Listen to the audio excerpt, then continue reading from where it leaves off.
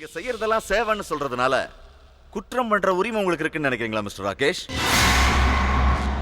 பல லட்சம் குடும்பங்களை காப்பாத்துறதுக்காக சில குடும்பங்களை கொலை பண்ற உரிமையை உங்களுக்கு யார் கொடுத்தது?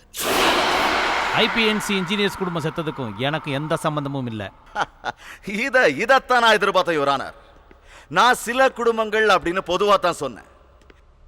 ஆனா உணர்ச்சி வசப்பட்டு ஐபிஎன்சி இன்ஜினியர்ஸ் குடும்பம்னு நீங்க ஏன் சொல்றீங்க? அப்போ அந்த குறையை நீங்க தான் செஞ்சிருக்கீங்க. ஐபிஎன்சி இன்ஜினியர்ஸ் ஏன் கட்சிக்காரர் தான் கொலை பண்ணார்னு நேர்ல பார்த்த மாதிரி சொல்றார் அரசாங்க வக்கீல்.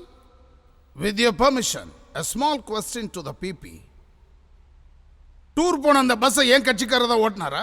இல்ல அந்த ஆக்சிடென்ட்ல எஸ்கேப் ஆனவங்கள ஏன் கட்சிக்காரர் தான் போய் துப்பாக்கில சுட்டாரா?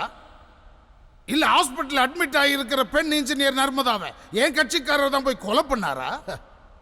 தாஜ்மஹாலை கட்டினது யார் சார்? தாஜ்மஹாலை கட்டினது முகலாய பேரரசர் ஷாஜகான். அப்போ தாஜ்மஹாலை கட்டினது கொத்தனாரோ சித்தாள்களோ இல்ல. தாஜ்மஹால் இப்படியெல்லாம் வரணும்னு திட்டம் போட்டது ஷாஜகான். அதுக்கு பட்ஜெட் போட்டது ஷாஜகான். அதுக்கு நிதி ஒதுக்கியது Shahjahan. So Taj Mahal was built by Shahjahan. அதே மாதிரி தான் குளுமணாலில இன்ஜினியர்ஸை கொன்னதும் நர்மதாவை ஹாஸ்பிட்டல்ல கொன்னதும் கூலிக்காக வேலை செஞ்சவங்க.